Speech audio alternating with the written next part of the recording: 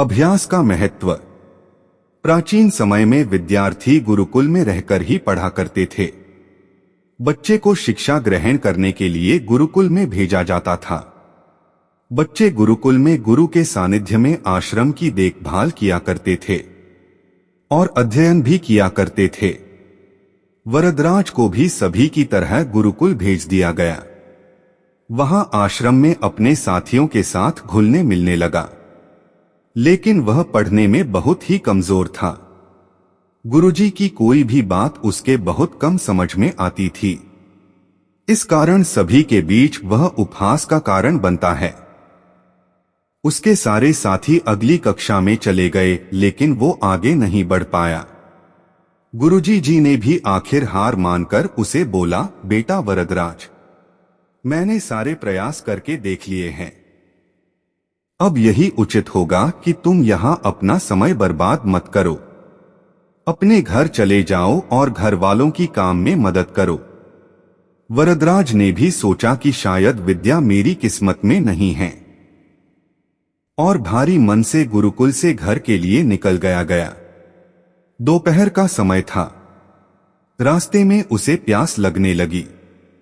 इधर उधर देखने पर उसने पाया कि थोड़ी दूर पर ही कुछ महिलाएं कुएं से पानी भर रही थी। वह कुएं के पास गया। वहां पत्थरों पर रस्सी के आने जाने से निशान बने हुए थे, तो उसने महिलाओं से पूछा, यह निशान आपने कैसे बनाए? तो एक महिला ने जवाब दिया, बेटे यह निशान हमने नहीं बनाए।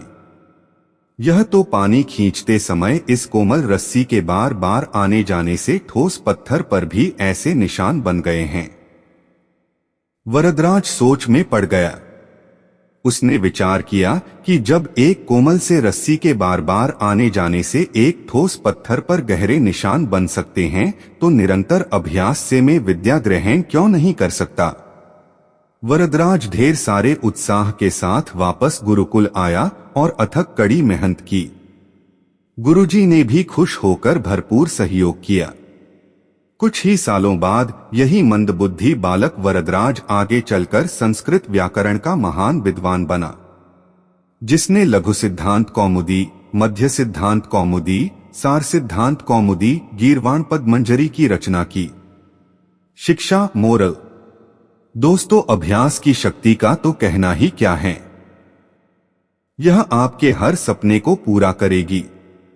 अभ्यास बहुत जरूरी है, चाहे वो खेल में हो या पढ़ाई में या किसी और चीज में। बिना अभ्यास के आप सफल नहीं हो सकते हो। अगर आप बिना अभ्यास के केवल किस्मत के भरोसे बैठे रहोगे, तो आखिर में आपको पछतावे के सिवा और कुछ हाथ नहीं लगेगा। इसलिए अभ्यास के साथ धैर्य, परिश्रम और लगन रखकर आप अपनी मंजिल को पाने के लिए जुट जाएं।